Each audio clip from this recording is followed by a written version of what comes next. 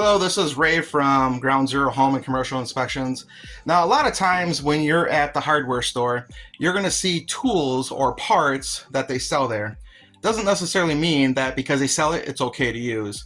This right here is a dryer flue, right? This is where they exhaust out.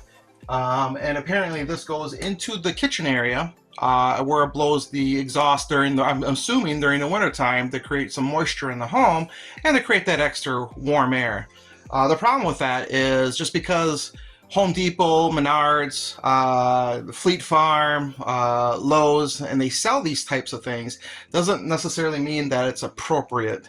So I wish they would actually ban things that home inspectors will call out, because this is never okay to install in your home, especially blowing that moisture into the home when you have hardwood floors all over and then they wonder why their floor is buckling. They want to blame the flooring guy. So the flooring guys out there that I know that actually install hardware floors, don't look for things like this. Most home inspectors do.